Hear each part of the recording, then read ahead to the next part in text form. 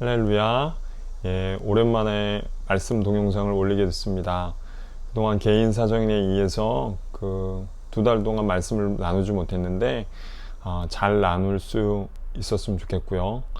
한 달에 뭐 4번은 못 올리더라도 한 2번 정도라도 잘 올리도록 노력하도록 하겠습니다. 오늘은 겟셋만의 기도 3번째 시간입니다. 본문은 누가복음 22장 41절, 43절, 44절 말씀입니다. 제가 봉독하겠습니다. 그들을 떠나 돌 던질 만큼 가서 무릎을 꿇고 기도하여 천사가 하늘로부터 예수께 나타나 힘을 더하더라. 예수께서 힘쓰고 애써 더욱 간절히 기도하시니 땀이 땅에 떨어지는 핏방울 같이 되더라. 겟셋만의 기도 3번째 시간입니다.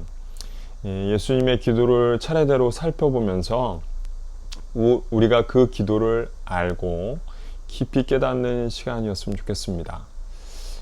예수님의 기도를 알고 또 실천해서 우리의 삶에 기도로 인해서 풍성한 삶이 일어나기를 간절히 소원해 봅니다. 저번 시간 말씀을 좀 간단히 요약하면 기억을 위해서요. 첫 번째는 예수님의 기도 가르침이 예수님의 기도하신 삶을 통해서 나타났다는 겁니다. 그러니까 예수님의 기도 가르침과 예수님의 기도의 삶은 일치했다는 거예요. 예수님은 기도를 실천하시고 그것을 바탕으로 기도 가르침을 남기셨습니다. 두 번째는 기도의 장소입니다. 예수님은 은밀하게 기도하는 장소가 있으셨습니다. 그 장소를 찾아가셔서 하나님을 만나고 그 보상을 받으셨습니다. 세 번째로 기도의 습관입니다. 기도는 평상시의 습관을 훈련을 통해서 습관으로 형성됩니다.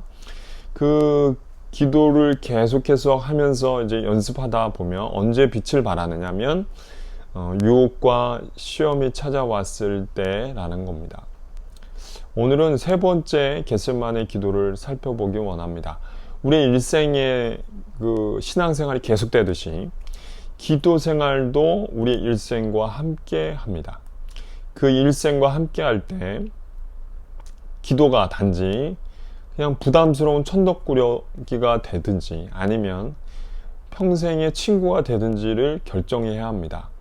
우리는 예수님의 기도를 살펴보면서 그런 평생의 동반자로서의 기도가 되어지기를 소원합니다.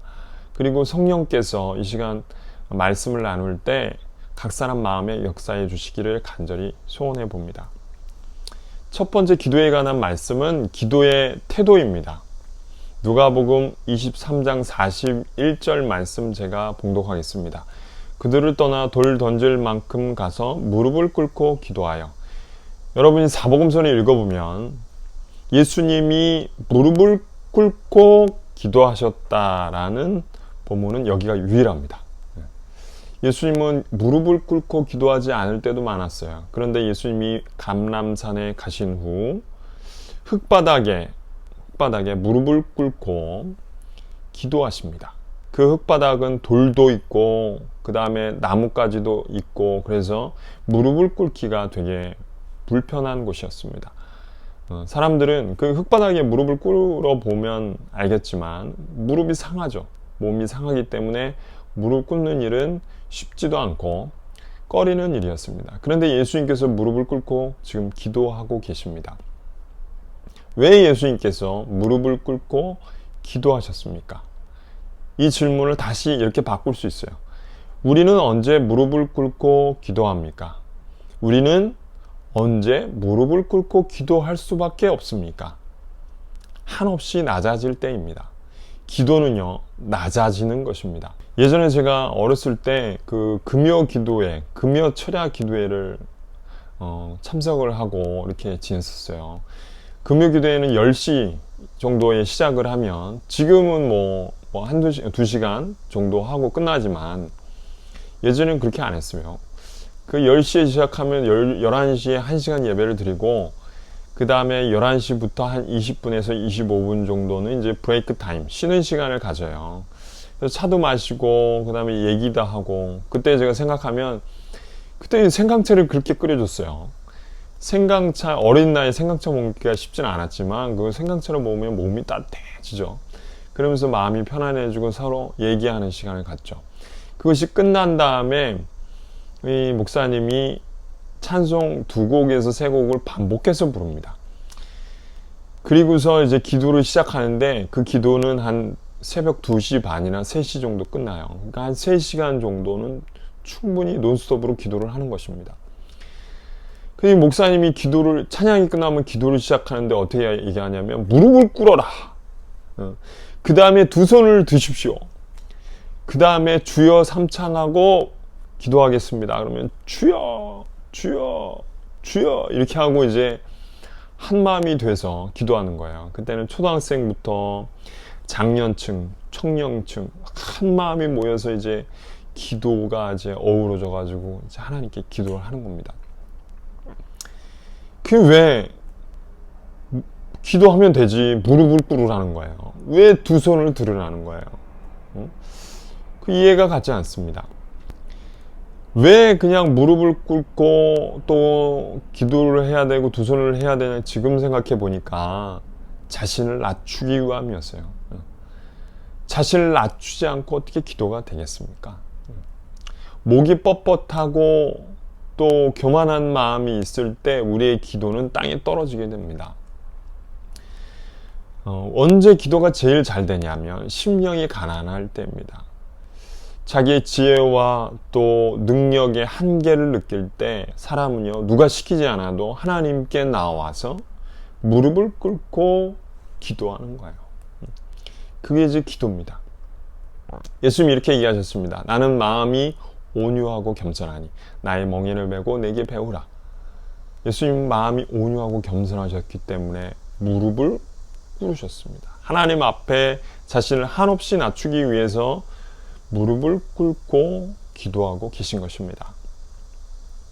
무릎을 꿇고 기도해 본 적이 언제입니까? 자신을 한없이 하나님 앞에 낮춰 본 적이 언제입니까? 우리는 때때로 무릎을 꿇고 기도를 해야 합니다. 자신의 교만을 낮추게 해달라고, 그래서 겸손케 해달라고 하나님 앞에 기도해야 하는 것입니다. 예수님의 겸손의 비결은요 무릎의 기도에 있었습니다. 그렇게 무릎을 꿇고 기도할 때 하나님 앞에 나와 이렇게 기도하는 거예요. 내 뜻을 버리고 아버지의 뜻을 받들기 원합니다. 그거를 몸부림치면서 예수님이 지금 기도하고 계신 겁니다. 무릎으로 나가지 않고는 자기 자신을 낮출 수 없기에 예수님은 무릎 꿇고 기도하고 계신 것입니다. 저는요 예수님의 기도 정신뿐 아니라 예수님의 기도의 자세, 기도의 태도까지도 우리의 것이 되기를 간절히 소원해 봅니다. 예수님이 시시때때로 무릎 꿇고 기도하셨다면 우리도 무릎을 꿇고 기도해야 하는 것입니다. 아버지 나의 교만을 버릴 수 있도록 도와주세요. 이게 예수님의 기도였습니다. 기도에 관한 두 번째 말씀은 기도의 조력자입니다. 누가복음 22장 43절 말씀 보겠습니다. 천사가 하늘로부터 예수께 나타나 힘을 더하더라. 우리가 성경을 상고해 보면요 처음부터 끝까지 다 읽어보면 천사는 어떤 역할을 했냐면 하나님의 응답을 전달하거나 하나님의 계획을 전달하는 역할을 했어요. 신약의 2개, 구약의 2개의 사례를 제가 말씀드리겠습니다. 구약부터 말씀드리면 첫 번째 민수기 20장에 보면은 이스라엘 백성이 애굽 땅에서 너무 고생을 하니까 하나님께 울부짖으며 기도해요. 하나님이 그 기도를 들으시고 천사를 보내서 그들을 건지십니다. 응답을 해주시는 거죠. 그리고 열왕기하 19장에 보면 히스기야가 기도하는데 아수르가 쳐들어왔어요. 방법이 없잖아요. 그럼 기도하는 거예요. 그래서 천사를 보내서 아수르 군대 18만 5천 명을 몰살시킵니다. 또 구약의 2가지 사례를 드렸고 이제 신약의 2가지 사례를 드리면 신약의 누가복음 1장에 보면 그 제사장 사가랴가 나옵니다. 사가랴가 자식이 없어서 이제 기도를 한 거예요. 근데 가브리엘 천사가 그 제사장 직무를 수행하고 있는 사가랴에게 찾아와서 기도응답을 전해주는 거예요. 너희가 나중에 세례 요한을 낳을 것이다, 이렇게 전해줍니다. 그리고 마지막으로 사도행전 10장에 보면 이방인 고넬료가 하나님 앞에 매일같이 금식하고 구제하고 기도합니다. 그것을 받아가지고 천사가 와서 기도 응답을 전달해 줍니다. 성경 어디에도 천사가 사람의 기도를 돕기 위해서 찾아왔다라는 것은 없습니다. 여기가 유일한 거예요. 예수님 기도하실 때 그런 천사의 도움을 받았다는 겁니다. 우리는 예수님의 기도를 보면서 예수님도 기도의 조력자가 필요했다는 것을 알게 됩니다. 막상 우리가 이제 기도를 시작해 보면 기도가 쉽지 않다는 것을 알게 됩니다. 기도해야겠다. 기도에 내가 습관을 가져야겠다. 기도에 대해서 결단을 내리고 그렇게 매일 나가야겠다라고 하는 그런 것만 해도 굉장히 대단한 거예요. 사람에게 극적인 변화 없이 매일 하나님께 나가서 기도의 시간을 드리겠다라고 할 수 있는 사람은 없습니다. 그렇게 내가 매일 결단해서 이제 시간을 드리겠다라고 한 것만 해도 굉장히 대단한 거예요. 그 기도의 첫 번째 관문을 넘은 거예요. 그 정도 결단은 굉장히 대단한 건데 그 관문을 넘어서 이제 기도하기 시작하잖아요. 기도하기 시작하면 막상 기도를 들어가면 기도가 쉽지 않다는 걸 알게 됩니다. 기도가 안 되는 거예요. 핸드폰 하는 거는 순식간에 1시간 지나가요. TV 보는 거는 뭐 되게 쉬워요. 근데 1시간 기도 매일매일 한다. 그건 되게 어려워요. 되게 어려워요. 기도 시작하면은 세상 염려와 근심이 몰려오고 온갖 잡념이 찾아오고 하나님께 집중하기보다 다른 것에 집중하는 내 자신을 발견하게 됩니다. 사람은요 5만 가지 생각을 한다고 그래요. 그 생각들이 나를 이렇게 침투해 오는 거예요. 실제로는요 그 과학적으로 10만 가지 생각을 한답니다. 기도만 하면 그런 생각에 제대로 예수님께 하나님께 집중해서 나아갈 수 없게 되는 것입니다. 왜 그럴까? 왜 그럴까요? 왜 이렇게 참 고민이 되는 부분이에요. 왜 이렇게 어려울까, 기도가? 다 겪는 문제예요. 저도 겪는 문제입니다. 우리는 원래 죄인으로 태어났습니다. 본성상 이 영적인 일에는 익숙하지 않습니다. 더 정확히 말해서 방해가 있어요. 우리 안에. 우리의 본성은 영적인 일을 하는데 반감과 반작용이 있습니다. 기도는 영적인 일이에요. 로마서 3장 10절에서 11절 말씀 보겠습니다. 기록된 바 의인은 없나니 하나도 없으며 깨닫는 자도 없고 하나님을 찾는 사람도 없고 하나님을 찾는 사람도 없다. 의인은 없다니까 모두 죄인이라는 거죠. 그러니까 모두 죄인이 특성이 있는데 뭐냐면 그건 하나님을 찾지 않는다는 거예요. 그러니까 죄인된 본성은 하나님을 찾지 않는 것입니다. 그러니 기도가 힘든 거예요. 기도는 우리의 본성과 어긋나기 때문에, 죄된 본성과 어긋나기 때문에 어려운 거예요. 거스르는 겁니다. 그래서 기도는 힘듭니다. 생물 중에요, 자연의 섭리를 거스르는 것이 있어요. 그게 뭐냐면 연어입니다. 모든 물고기는요, 물결을 따라 내려옵니다. 그런데 산란기에 있는 연어는 물의 흐름을 거꾸로 박차고 올라가는 성향이 있습니다. 그것이 연어입니다.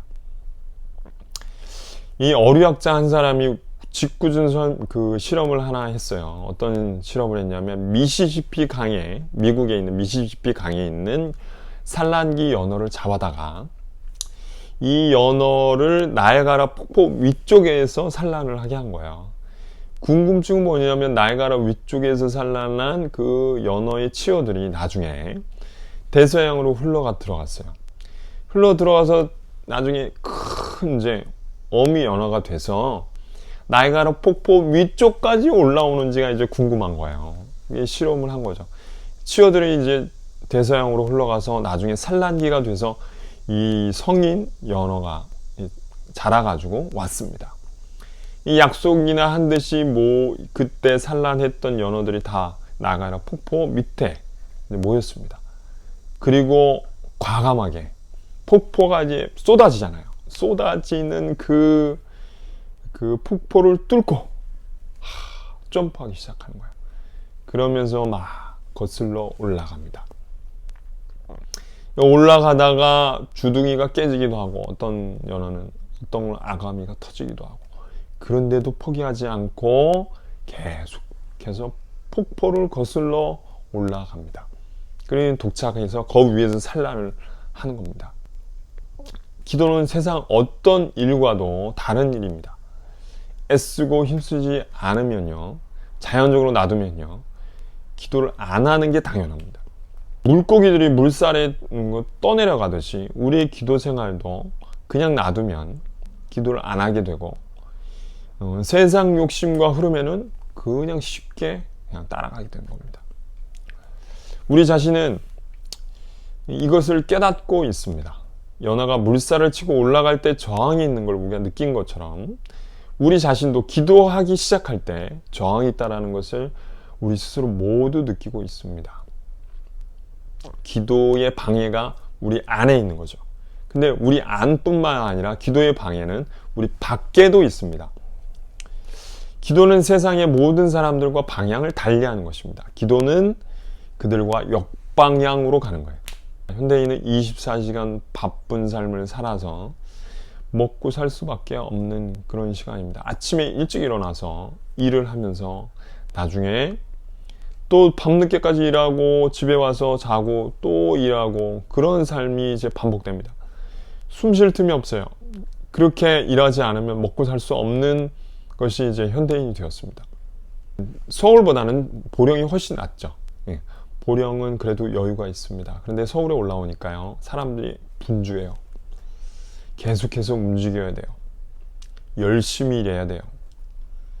계속 그런 압박이 있어요. 내가 뭘 하지 않으면 불안한 그런 요소가 있어요. 그렇게 살아가는 것입니다. 그런 염려와 걱정들을 내려놓지 않으면 기도 생활을 할 수 없다는 겁니다. 그러니까 세상의 흐름과는 반대 방향으로 가는 것입니다. 우리 안에는 죄된 본성이 있고 우리 밖에는 세상의 흐름이 있습니다. 이것을 이겨내고 저항하고 하나님께 기도하기 위해서는 우리에게 기도의 조력자가 필요하다는 것입니다. 그 기도의 조력자는 누구십니까? 바로 성령님이십니다. 로마서 8장 26절입니다. 이와 같이 성령도 우리의 연약함을 도우시나니 우리는 마땅히 기도할 바를 알지 못하나 오직 성령이 말할 수 없는 탄식으로 우리를 위하여 친히 간구하시느니라. 예수님에게 기도의 조력자가 필요했어요. 그렇다면 우리에게도 기도의 조력자가 필요하다는 것입니다. 그게 누구냐면 바로 성령님이십니다. 왜 우리의 기도가 겉돌까요? 왜 우리의 기도가 제자리 걸음일까요? 성령님의 도우심을 받지 못하기 때문입니다. 우리는 예수님의 기도를 보면서 성령님과 예수님의 기도에 협력해서 하는 것을 보게 됩니다. 기도는요, 성령께서 다 책임지는 게 아니에요. 기도는요, 또 혼자 힘으로도 하는 것도 아닙니다. 기도는 성령님과의 협력입니다. 이것이 성령님 50%, 우리 50% 그런 걸 의미하지 않습니다. 성령께서 100%, 우리도 100%를 의미합니다. 오늘 말씀 제가 방금 전에 읽은 말씀을 보면 성령께서 우리의 연약함을 도우실 때, 그리고 기도하실 때 전심을 다해서, 그러니까 100% 마음을 다해서 하나님께 간구하십니다. 그리고 이 오늘 본문 말씀을 보면 예수님께서 기도하실 때 그 천사의 도움을 받았지만 100% 기도하십니다. 열심히, 열정이, 그 다음에 온 마음이 그분의 기도에서 느껴집니다. 이것이 우리가 따라의 기도의 모범입니다. 오늘 본문 누가복음 22장 44절을 보겠습니다. 예수께서 힘쓰고 애써 더욱 간절히 기도하시니 땀이 땅에 떨어지는 핏방울 같이 되더라. 힘쓰고 애써 더욱 간절히 기도하셨다라고 말하고 있습니다. 예수님은 천사의 도움을 받았지만 그분은 전심으로 힘쓰고 스스로 애써서 간절히 기도하셨습니다. 기도는 협력입니다. 성령님과 나와 협력입니다.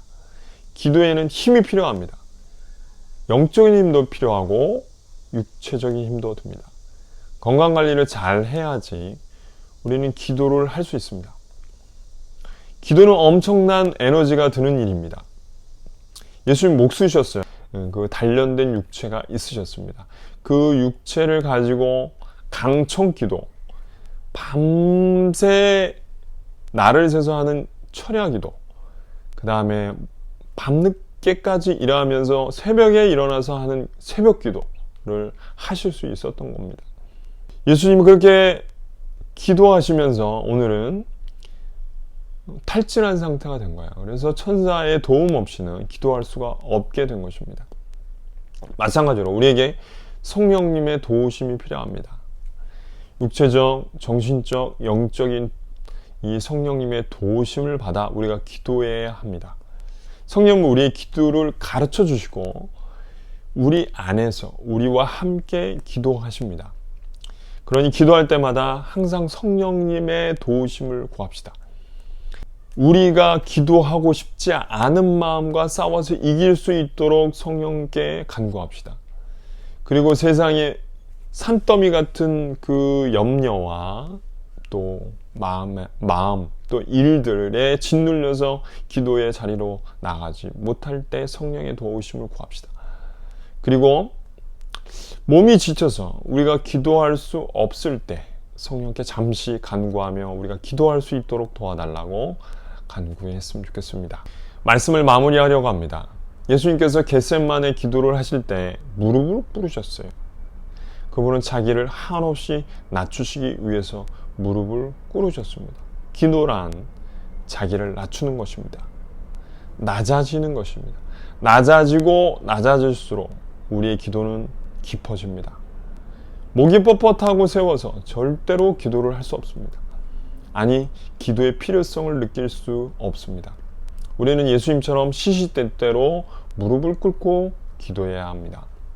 예수님에게도 기도의 조력자가 필요했다면 우리에게도 기도의 조력자가 필요합니다. 누구입니까? 성령님이십니다. 우리는 우리의 연약함을 도우시는 성령님이 오셨다는 것을 알아야 합니다. 성령님 오셨습니다. 그렇다면 우리는 항상 기도할 때마다 성령님의 도우심을 구해야 합니다. 성령님 환영합니다. 성령님 모셔드립니다. 성령님 인정합니다. 우리의 기도를 도와주시옵소서. 이렇게 간구해야 합니다. 우리의 기도가 달라지려 한다면, 우리의 기도가 성장하려 한다면 성령의 도우심 없이는 불가능합니다. 성령께서 도우셔야 합니다. 오늘 기도하면서 성령님을 초청합시다. 성령님의 도우심을 간구합시다. 그렇게 될 때 우리 안에 하나님의 뜻에 바라는 죄의 본성을 거스러 이길 수 있습니다. 세상의 흐름과 반대되어 정하여 하나님께서 원하시는 기도를 할 수 있습니다. 기도하고 마무리했으면 좋겠습니다. 우리의 기도를 도우시는 성령님, 이 시간 우리 가운데 찾아오셔서 우리가 기도할 수 없을 때, 마음이 어려울 때, 때로는 육체가 연약해질 때, 또 세상 근심에 우리의 마음이 짓눌릴 때 성령님 도우시옵소서. 성령님 환영합니다. 모셔드립니다. 인정합니다. 또 우리 안에 기도하고 싶지 않은 마음과 싸워서 이길 수 있도록 도와주시옵소서. 세상은 이렇게 가는데 너는 이렇게 살아서 되겠느냐라는 말에 주님, 기도에 우리의 시간을 드려 하나님께서 원하시는 대로 기도할 수 있도록 성령님 도와주시옵소서. 한 주간 우리가 기도의 시간을 드려 주님께 나아갈 때 그 시간이 성령께서 도우시는 기도의 시간이 될 수 있도록 축복해 주시고, 또 기도가 우리 자신을 낮추며 더 깊이 들어가는 기도가 되어지도록 축복하여 주시옵소서. 모든 것을 감사드리며 예수님 이름으로 기도합니다. 아멘. 한 주간 강건하시고 또 주님 안에서 평안을 누리시는 귀한 한 분 한 분 되시기를 간절히 소원합니다. 감사합니다.